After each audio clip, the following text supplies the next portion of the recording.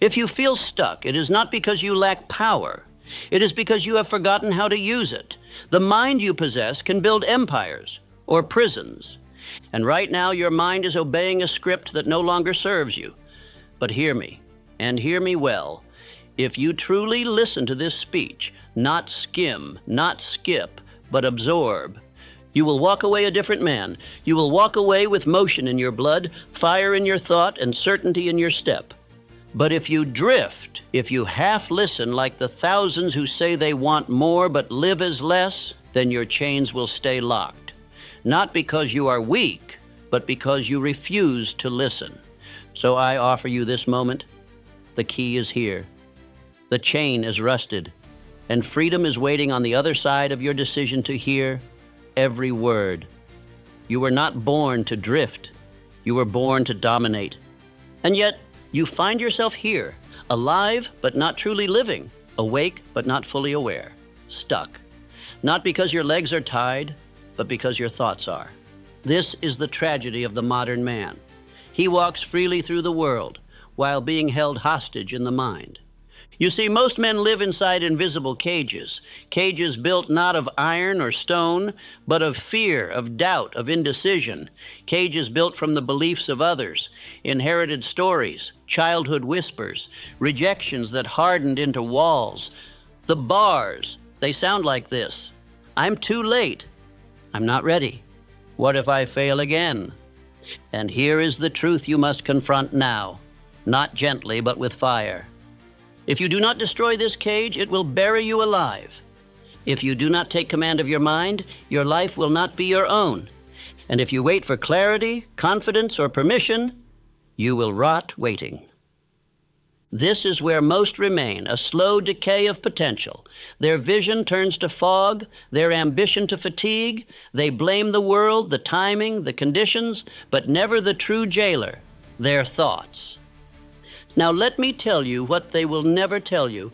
You can escape. You can break it all, but it will require war, a war against comfort, against false identity, against the voice that says, you should be grateful for what you have, while deep inside, you know you were meant for more. Story. Henry Ford was not the smartest engineer. He was mocked, laughed at, even sued. But do you know what he never allowed? He never permitted the doubt of others to become the doubt within himself. He said, whether you think you can or you think you can't, you're right. And with that, he shattered the bars of limitation that society tried to place on him. That quote is not a phrase, it is a formula. Thought equals identity. Identity equals action. Action equals reality. And if your thoughts are sick, so is your life. Now here is your first practice, and take out a notebook, a page, anything, and write this sentence. The reason I feel stuck is, then write. Write until the truth stings. Is it fear? Is it laziness disguised as overthinking? Is it shame? And then below that, write, if I do not change this, what will my life look like in 5 years? Look at it. Feel it. Let it disgust you. Because disgust is often the beginning of change. Affirmation. I am not stuck. I am being summoned to rise. Say it again, now louder, now with the force of someone breaking out of a cell. This moment is not the end. It is the breaking point, the one you'll remember as the beginning of everything. But only if you act, only if you listen all the way through, because the next part will show you the root of your chain and how to melt it with a single truth. Ready? Let's continue. The reason most men stay stuck is simple. They are waiting for a feeling, a sign, a surge of certainty. They want the fire before the first spark. But the subconscious does not work that way. It is not a motivator. It is a mirror. It does not care if you succeed. It does not care if you remain average.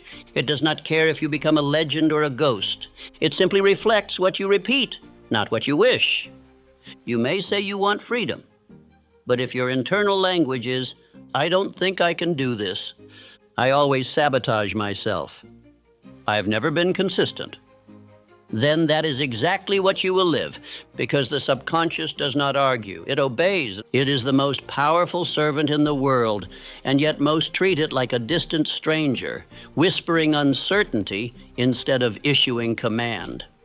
Here's what you must understand now. Your subconscious will not wake you up one day with confidence. It will not kick in when the timing is right. It will only echo the orders you consistently give it, whether those orders are destructive or divine. Let me tell you a story that proves this truth. The man failed 10,000 times before creating the light bulb.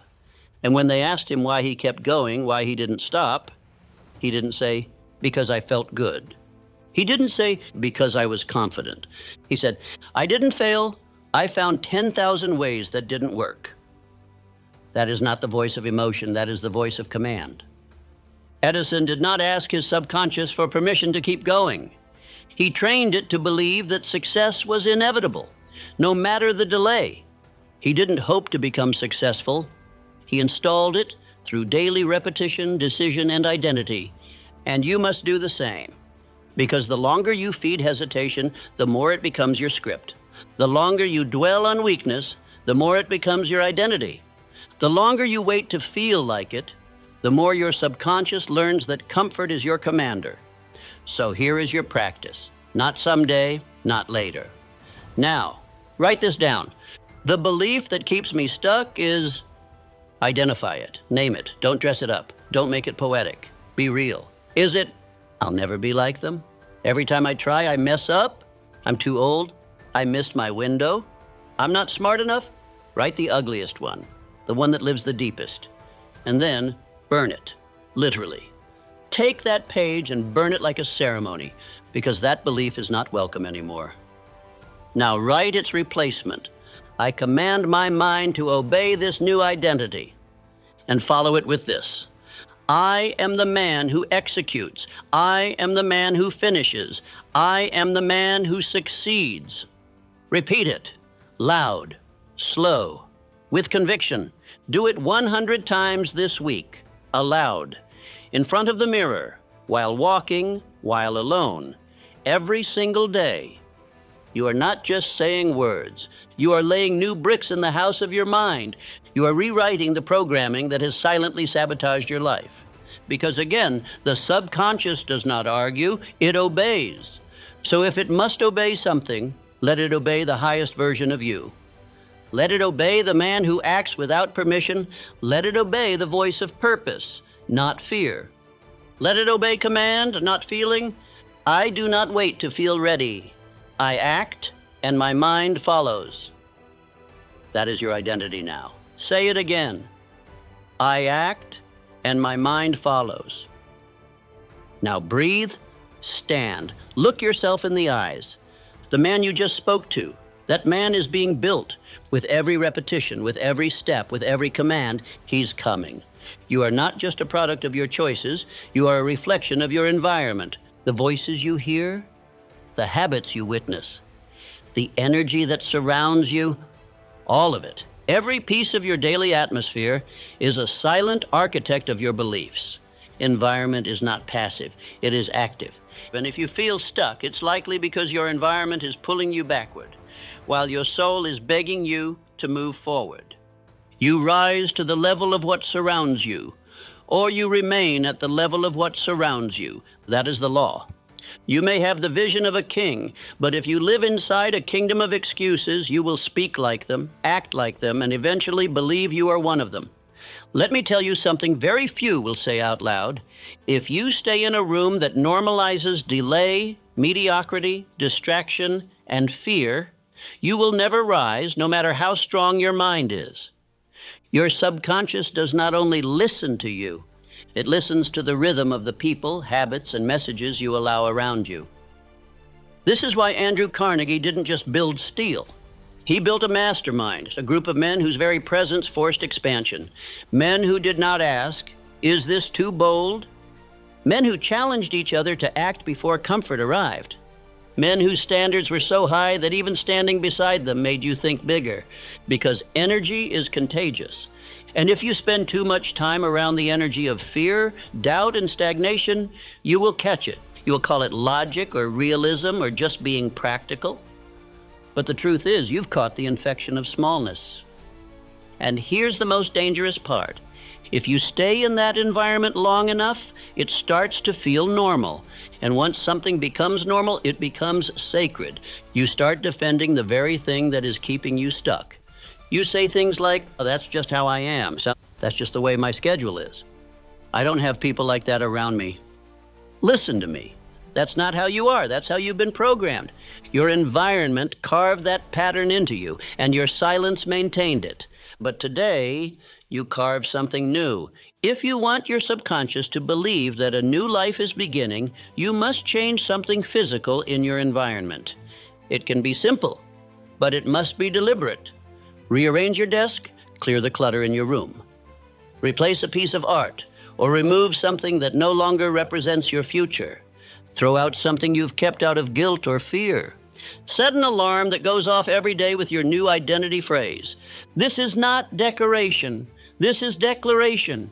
You are telling your subconscious, I no longer live in the house of my former self. I no longer sleep in the bed of delay. I no longer walk in the shoes of the man who was stuck.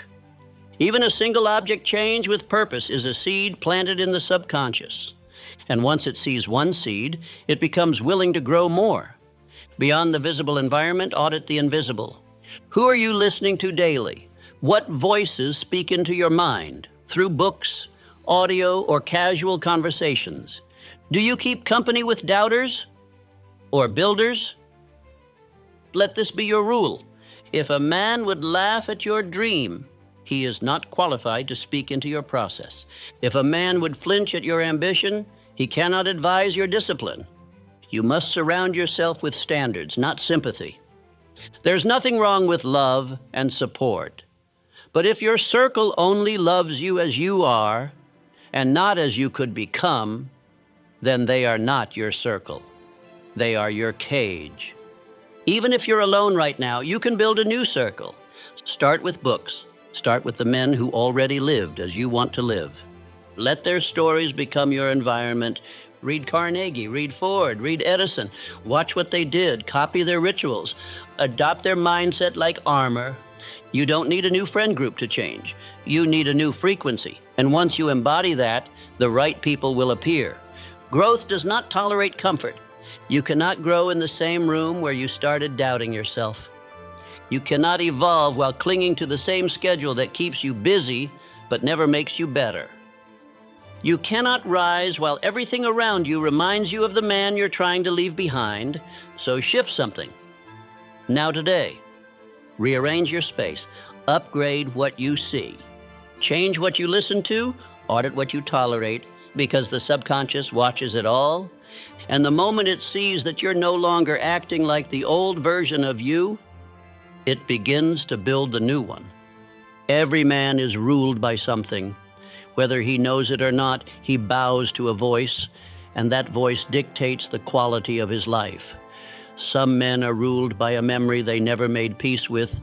Others obey a set of fears passed down to them like heirlooms. Some follow the voice of their father, their mother, their teacher, or the echo of a failure that's grown louder with time. But no man escapes the law. You become what you consistently obey. And so the question is not, what do you want? The question is, whose voice do you follow when no one is watching? That voice, not your goal, is what determines your direction. A man might dream of wealth, of strength, of freedom, of leadership. But if the voice he follows whispers of caution, of delay, of maybe later, he will never rise, no matter how grand his ambition. Henry Ford had every reason to listen to the world around him. A world that told him he wasn't educated enough, not trained enough, not ready.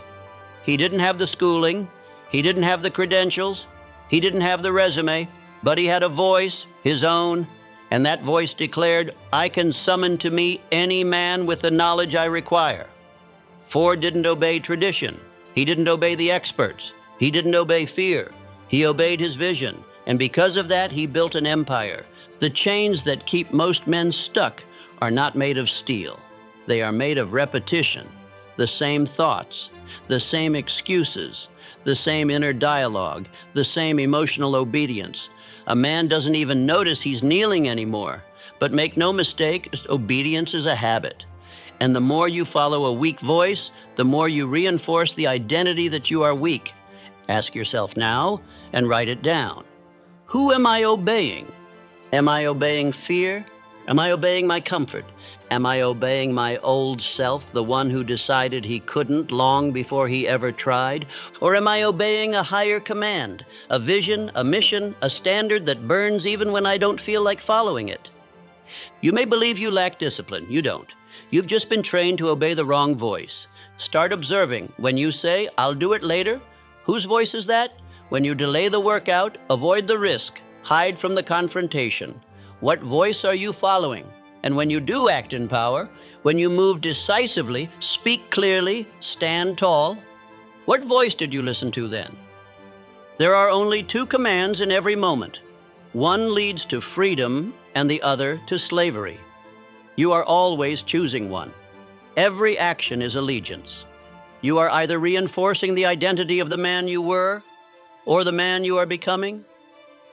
Your breakthrough will not come from another technique, another strategy, another external answer. Your breakthrough will come the day you stop listening to the weak voice and start obeying the one that sees your future. So I ask you now with ruthless honesty, do you obey fear? Do you obey your past? Or do you obey vision? This is not just mindset. This is warfare. And the battlefield is between your ears. Every man hears both voices, one that pulls him toward destiny and one that pulls him back into the mud of the familiar. The difference between the weak and the strong is not that one hears less noise. It's that the strong refuse to obey the noise. It doesn't matter how loud your fear gets. It only matters how often you answer it. You feed it by obeying it. And so now you shift. From this moment forward, your new creed must be this: I obey command, not comfort. I follow the voice of my future, not my past. Repeat it until it sticks. Speak it aloud. Etch it into your day. Whisper it before you act. Then test it. When your alarm rings early and your body says stay, whisper, I obey command, not comfort. When it's time to write, build, speak, or show up, and your doubt says you're not ready, whisper, I follow the voice of my future, not my past. And when you feel resistance rise and you're tempted to retreat, declare, I am not ruled by what I feel. I am ruled by what I choose. You are not the only one who has ever had to disobey fear to become free. Carnegie disobeyed the voices that told him to stay small. Lincoln disobeyed the voices that begged him to bend under pressure. Edison disobeyed the voice of impossible 10,000 times. Each of them rose not because they never heard fear, but because they refused to take its orders. So now the decision belongs to you. In every breath, in every act, in every moment, what voice will you obey? Obedience is not neutral. It builds identity, and whatever you obey, you become. The man who is free is not the one who feels no fear. He is the one who listens and disobeys.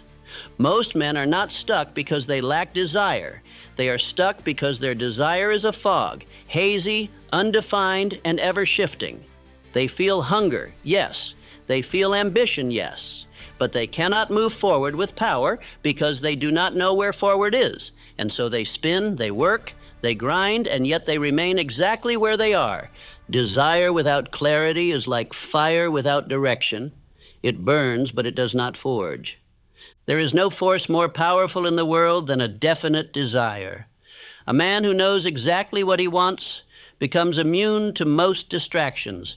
His will sharpens, his mind filters, his spirit gains weight. You can feel it in the way he walks, the way he speaks, the way he chooses what to ignore. And yet, most never take the time to name their desire. They hope vaguely. They wish passively. They say things like, I want to be successful. I want to be rich. I want to be free. But the subconscious does not respond to vagueness. It requires precision. It needs to be told where to go. Desire, real desire, must be carved out of thought like a sculpture from stone. Ask yourself now, what do you actually want? Not just today, not just this year, but deeply, eternally. If there were no fear, no resistance, no voices telling you to play it safe, what would you name as your target? One man says, I want to make more money. That's not definite. That's not desire. That's a vague hope, easily forgotten and easily delayed.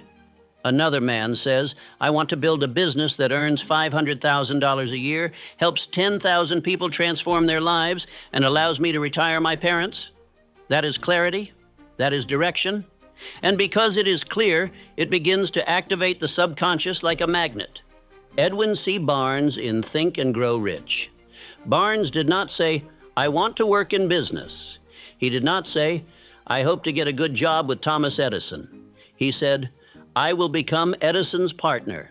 And though he had no money, no connections, and no formal education, he succeeded. Not because he had better tools, but because he had a definite chief aim. And he refused to compromise with vagueness. This clarity burned in him so deeply that even when he was assigned lowly tasks, even when years passed without visible progress, he did not doubt. He saw the end in his mind long before it existed in the world. That is the power of desire backed by belief. It becomes a path. Write this down now. Make it personal. Desire backed by belief becomes a path. Because what you believe becomes what you build. But what you fail to name can never be built. So your practice for this part is this. Write your definite chief aim. Not tomorrow, not after you read a few more pages. Now, sit down and answer the question. If I could build one result without fear of failure, what would I build? Be specific. Make it concrete. What do you want? How much? By when? For what purpose? Then, once you have written it, speak it aloud every single morning. Yes, speak it aloud. Not because the air needs to hear it, but because you do. The version of you that doubts, delays, and forgets. That version must be reminded every single day who you are becoming. There is a power that awakens in a man who hears himself declare his purpose. A quiet but profound shift begins to take place. Hesitation loses its grip. His day begins to arrange itself around his aim. Opportunities are no longer missed because he begins to notice what aligns and discard what doesn't. This is how clarity becomes liberation. Without it, you live as a drifter, always moving, never arriving. But with it, you move as one with a compass. And even when the storm hits, you still know where you're going. Understand this. Desire without clarity is noise, but desire with clarity is destiny. Ford, Carnegie, Lincoln, none of them had perfect plans when they began, but they had something better. They had burning clarity of purpose. They knew what they were here to do. And because they knew it, they endured more, risked more, and achieved more than any man who was merely interested. So I'll ask you again, what do you want? If you do not know, you are not yet ready to rise, because rising requires direction. And direction is born when you stop lying to yourself about what you truly want. The man who is clear does not waste time. He does not argue about distractions. He does not debate with drifters. He is not shaken by storms. He simply moves forward because he knows where forward is. Say this now. My desire is clear. My path is known. I move forward, not by emotion, but by command. And from this day forward, do not let a morning pass without reading your definite chief aim. It is not a ritual for motivation. It is a command for identity. And the man who obeys it becomes it. Doubt is not a result of being unprepared. It is a result of being still. Every time a man hesitates, he waters the roots of fear. Every moment of overthinking becomes another brick in the wall that separates him from power. We speak often of confidence, of courage, of belief. But the truth most avoid is this. None of these come before action. They are born inside it. You do not become courageous and then move. You move and then discover your courage. You do not build belief by reading. You build it by doing what your fear says you cannot do. Doubt, like mold, thrives in darkness and stillness. Action is the light that kills it. This is not a theory. This is law. Abraham Lincoln made some of the most world-shaping decisions in the history of mankind. He abolished slavery. He held a broken nation together. And yet he did so not because he was without fear, but because he acted in spite of it. Imagine the weight of such decisions, hundreds of thousands of lives at stake, the very future of a divided country on his shoulders, and still he did not wait for fear to vanish. He knew it never would. He acted anyway. That is the difference between the man who transforms the world and the man who is transformed by it. The man who moves wins. It's the man who waits watches. And the world does not reward watchers. So you must train yourself to act while afraid, to interrupt the cycle of hesitation with movement, because every time you move, you reclaim ground. You take a piece of your life back from the hands of doubt. Here is a powerful exercise for you right now. Sit down and write out your fear list. Name them. Do not hide them. Do not pretend they are invisible. Write out the very things you know have been stealing your momentum. What are you afraid of? Is it failure, rejection, financial ruin, criticism? Is it the fear that you're not good enough, that you'll try and still fall short? Write them all, and then next to each one, write down one opposing action you can take within the next 48 hours. Not 48 days, not someday when things feel right. 48 hours. If you fear rejection, send the proposal. If you fear failure, start the project. If you fear judgment, speak your truth publicly. Whatever it is, move toward it, even just a single step, because here's what you'll find. It isn't fear itself that holds you captive. It's the story around the fear. And when you move, you interrupt that story. You break the spell. You prove through action that the thing you feared was never as powerful as your mind made it. Repeat this to yourself. I act while afraid. That is courage. I am no longer in rehearsal. This is the performance. This is no longer the season for preparation. You've prepared long enough. You've waited long enough. You've read the books, made the plans, dreamed the dreams. Now it's time to walk into the storm. And know this, once you move, momentum becomes your ally. Energy begins to gather around your steps. The universe, your subconscious, your very cells begin to understand that you are serious. Doubt shrinks when you do. Fear bends when you act, and hesitation dies the moment you disobey it. You do not need to feel ready. You need only to be willing. The man who is willing becomes the man who wins. And if you will make this one shift, this one habit of acting in defiance of fear, you will be reborn. Not because fear disappeared, but because it lost control. So write the list, take the steps, and live the truth. Action is the cure, because the chains that hold you now are not made of metal. They are made of hesitation. Break them. The man who leaves himself a way out takes it. Not always, not instantly, but eventually. And when he does, he forfeits not just the goal. He forfeits the identity that could have been born from staying in the fire. History does not remember the men who played it safe. It remembers those who went all in. Henry Ford invested everything he had into the Model T. And when his advisors, his bankers, his engineers told him it couldn't be done, he didn't look for alternatives. He didn't pivot. He didn't hedge his bet. He said, produce it anyway. He gave himself no escape route. That's why the Model T didn't just change transportation. It changed history, because the man behind it had no option but victory. Most people fail, not because they lack skill, but because they keep their exits open. They say things like, if it doesn't work out, I'll go back to school. If this doesn't take off, I'll go back to the old job. I'll try this for a while, but keep my other options open. But if you leave the door unlocked, fear will find it. You must understand, every escape plan is a vote against your own success. There is only one way to build something great, and that is to walk to the edge, light the bridge behind you on fire, and say to yourself, There is no going back.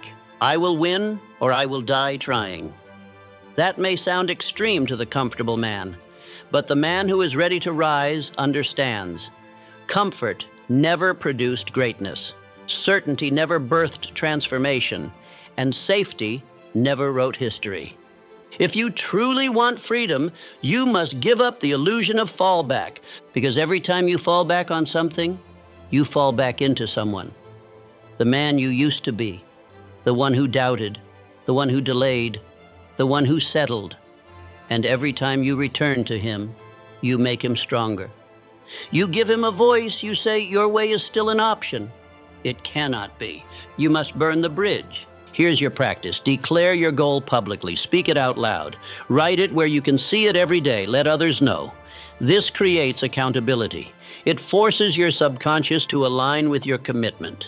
Then remove the backup plan. Delete the plan B. Stop investing energy into alternatives. Put your time, money, attention, and heart into one direction. Not 10, not 2, 1. That does not mean you act foolishly. It means you act decisively. Because when your back is against the wall, the real you shows up. The version of you that you didn't know existed. The one that performs, that solves, that creates, that endures. That version cannot emerge while you're still holding the keys to your escape. Say this now. I do not keep the door open. I burn the bridge behind me. I do not plan for retreat. I prepare for victory. And write this down. Commit it to memory. He who gives himself the option to quit will. But not you. Not now. You are becoming the man who goes all in, who commits with fire, and who leaves nothing behind but ashes. A man who waits to feel like doing the work will wait his entire life. This is the graveyard of potential. The belief that emotion must lead the way. That if you do not feel like building, you are not ready to build. That if inspiration hasn't arrived, the day cannot begin. But the men who break free, the men who create fortune, influence, and freedom, they do not wait for permission from their mood. They install rituals that override the emotion of the moment. Because motivation is fleeting, but ritual is dependable. And Andrew Carnegie did not build an empire because he was more inspired than others. He built it because he expected from himself and his men a structure of thought and action. His greatest leaders were trained in routine. They were forged in habit. They lived by systems, not feelings. One of Carnegie's most effective requirements for his team was this: no man under my command waits to feel. He begins. He builds.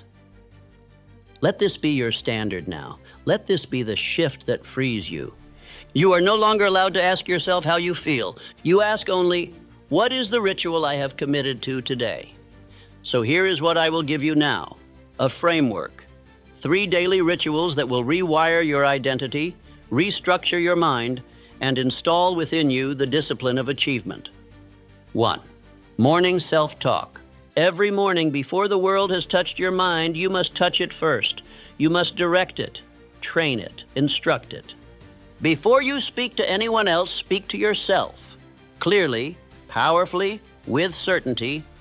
Do not drift into the day with thoughts given to you by fear or memory. Create your own.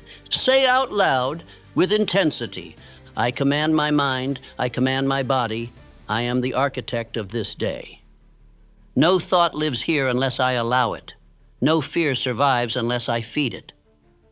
Today I build. I do not ask for power. I generate it. This practice will take you 3 minutes, but those 3 minutes will define the direction of your entire day. 2. Read your definite chief aim. The man without direction drifts. The man with direction builds. But the man who reminds himself of his direction daily becomes unstoppable. This is a cornerstone of Think and Grow Rich, the definite chief aim. And yet most men write it once and never speak it again. But if you are serious about freedom, you will read it every single day. Not like a chore, like a decree. Stand tall, read it out loud, breathe as you speak, believe every word. Let this daily reading remind your subconscious. This is who I am. This is where I am going. Do not change it often. Keep it steady. Let its repetition work on you like waves shaping stone. 3. Silent visualization of identity. Before you move into the noise of the world, go into silence, close your eyes, breathe, and see yourself. Not as you were, not as you are, but as the man you are becoming. See him walking into rooms with power. See him making bold decisions. See him refusing to delay. See him leading, building, creating, commanding. Visualization is not fantasy. It is instruction. You are giving your subconscious a blueprint to follow. And your nervous system, your thoughts, your actions, will begin to comply. 5 minutes, that is all it takes. But that practice, repeated daily, becomes a spiritual muscle, one that bends reality in your direction. Do not skip this, because what you see with intensity, you begin to build with certainty. These 3 rituals, when done daily, form the foundation of transformation. They are the scaffolding for freedom, the structure that carries you when emotion fails you. They are the new voice, the new rhythm, the new pattern. And it is repetition that turns patterns into identity. Write this now. My rituals build my reality. Repetition is the bridge to freedom. Understand, the man who builds daily becomes the man who wins inevitably. Because ritual is not about excitement, it is about installation. Motivation comes and goes. But systems do not ask questions. They run. You will run your day, or your old self will. And the only way to ensure it is you who is in control, is to build the day before it begins. So begin now, not tomorrow, not next week. And now say the words, read the aim, see the man, and never again depend on motivation when you have ritual. The reason most men remain stuck is not because they lack vision.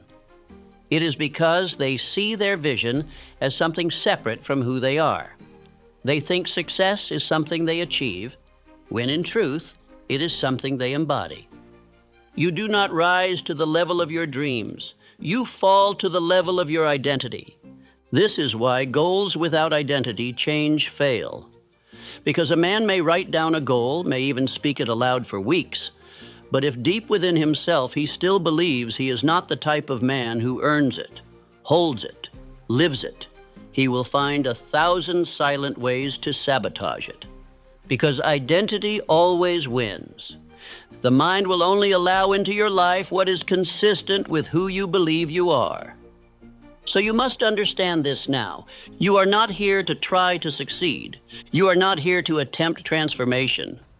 You are here to become the man who already lives it. And the bridge to that new identity is visualization. But not the kind where you just imagine the car, or the house, or the money. That is wishful fantasy. That is surface-level dreaming. The kind of visualization that transforms a man is this: seeing yourself as the kind of man who already deserves it. Close your eyes, breathe, and see yourself waking early with power, speaking with clarity, with certainty, commanding rooms, commanding thoughts, executing tasks without delay, rejecting doubt, walking into each day like it is yours to conquer. See this man in vivid detail. Watch how he walks, feel how he breathes, hear how he speaks. This is not a game, this is not imagination, this is installation. Because the subconscious is not logical, it is emotional, and it is visual. It does not respond to charts or lists. It responds to repetition and image. So if you feed your subconscious a vision of yourself as strong, decisive, relentless, it begins to reconfigure your behavior to match. And slowly the old patterns fall away. The hesitation fades. The self-doubt becomes foreign. Why? Because your system has received new instructions. This is how Charles M. Schwab rose from a lowly worker to the right hand of Carnegie. It was not mere skill. It was presence. It was posture. It was identity. Long before Schwab was given command over steel empires, he moved through life as if he already had. He spoke like a leader. He thought like one. He made decisions like one. He wore the uniform of identity. And eventually, reality had to conform. You can do the same. You must do the same. Exercise. Each morning after your rituals, stand in silence for 5 minutes. Close your eyes and visualize not your goals, but yourself as the kind of man who naturally produces those goals. Picture your habits. Picture your reactions. Picture your focus. Now just speak one sentence aloud. I am not trying to succeed. I am becoming success. Repeat it until it feels like truth. Because when it becomes true on the inside, it will begin to shape the outside. This is the law. This is how you break the chain. By installing a vision of the man you are becoming until the current version of you begins to dissolve in its presence. No longer say, I will try. Say, this is who I am now. Your subconscious doesn't need a goal, it needs a blueprint. So give it one. And give it daily. Because if you keep feeding your mind a clear emotional image of who you are becoming, your behavior, your focus, your energy, your decisions, they will have to obey. Write this now. I am not chasing results. I am becoming the man who produces them. And then prove it in how you speak, in how you walk, in how you show up. This is the escape path. And it is not a someday fantasy. It is a decision. Repeat it until it becomes identity. Freedom is not the result of a breakthrough moment. It is the result of something far less glamorous, far more powerful, repetition. One moment of inspiration may open the door, but only daily repetition will carry you through it. Every man wants to feel set free, but few are willing to rehearse freedom until it becomes their default state. Most wait for the feeling to arise. The exceptional few, the free, install that feeling through repetition. Understand this now. The subconscious mind does not care if something is true or false. It only cares if it is repeated. And whatever is repeated with emotion becomes accepted as law. You do not escape fear by wrestling it once. You escape it by starving it of attention and feeding your identity new truths every single day. This is the path. This is the practice. Do not make this mistake. Do not listen to this once and expect change. Listen again. Repeat the words. Memorize the phrases.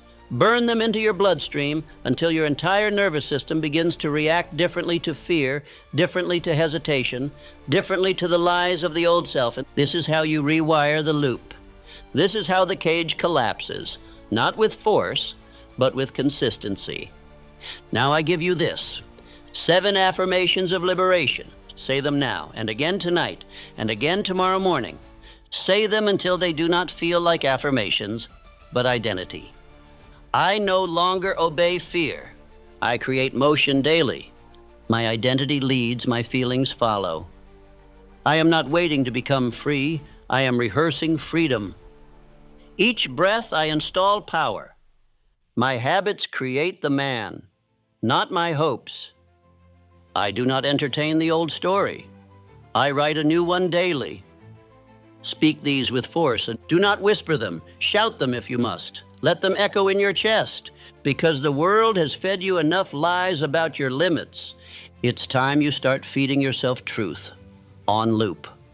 Let repetition become your ritual. Let the daily word become your internal law. Let freedom be the result of practice, not accident. From this point on, you do not wait to feel worthy. You declare it daily until the old doubt has no home left in your mind. Repeat this to yourself now with finality. I do not need a miracle. I need a moment. Repeat it until I become it. This is how you become free, not by inspiration, but by instruction. By rewriting your reality, one declaration at a time, until even your silence begins to speak freedom. Right now, in this very moment, you stand on a line between two worlds. Behind you, the old pattern, the old loop, the old identity that says, I'm stuck. Ahead of you, the man you were meant to become, standing tall, waiting not for permission, but for your decision. You are not merely making a choice today. You are showing your future self what kind of man you are. He is watching. He is watching to see, will you retreat to comfort? Or will you rise even while uncertain? Will you fall into the old excuses? Or will you finally become the architect of your becoming? Because being stuck is not a life sentence. It is a daily habit. It is a loop of hesitation repeated so many times that it became a personality. But that is all it is, repetition of avoidance. And what breaks repetition? A decision, spoken aloud, acted upon, repeated until it becomes law. This is the moment you declare what kind of man you are, not by emotion, but by command. Speak this now, with force, with spine, with full conviction. I'm the type of person who is decisive. I'm the type of person who is focused. I'm the type of person who has faith. I'm the type of person who has a burning desire.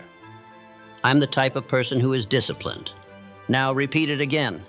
This time not as a man trying to convince himself, but as the man who knows it's already true. I'm the type of person who is decisive. I'm the type of person who is focused. I'm the type of person who has faith. I'm the type of person who has a burning desire. I'm the type of person who is disciplined. Why do we repeat? Because the world has repeated lies to you for years. Because fear has whispered the same doubts into your ears for decades. Because if you don't repeat your own truth, your old programming will. And if you don't feed your subconscious daily, the world will feed it for you. With fear, with distraction, with mediocrity disguised as being realistic. So we speak again, we speak louder, until silence begins to echo the same identity. This is not a game of hype. This is a war of identity. The man who wins is the man who repeats power louder than his past repeated doubt. And every time you declare who you are, every time you affirm the man you are becoming, your future self watches. He nods. He steps closer. Stuck only exists when identity is undefined. But the moment you decide, this is who I am, the chains loosen, the fog lifts, and action returns. From this day forward, speak of yourself not in the language of limitation, but of leadership. Say, I am disciplined, even if you're trembling. Say, I am focused, even when distracted. Say, I am decisive, even in uncertainty. Because identity is not born from truth, it is born from decision. And once that decision is spoken and acted upon and repeated, you become it. So I ask you now, what kind of man do you want to meet 5 years from now? If you say a man who is free, who is bold, who is built from focus and action and inner fire, then understand this, that man is watching. And he does not care about your circumstances. He only cares about your decisions. So decide boldly, speak daily, and repeat with power. Because your future is not waiting to happen. Your future is watching who you are becoming. You thought you were stuck. You told yourself you were broken, lost, lacking direction, waiting for something to shift so life could begin again. But the truth is far greater and far more powerful. You were never stuck. You were becoming. The pressure you felt, it was growth in disguise. The heaviness, that was resistance training your spirit. The silence, that was the forging of your voice. Every delay, every doubt, every moment of stillness was not a prison. It was preparation. Because no man rises without a season of becoming.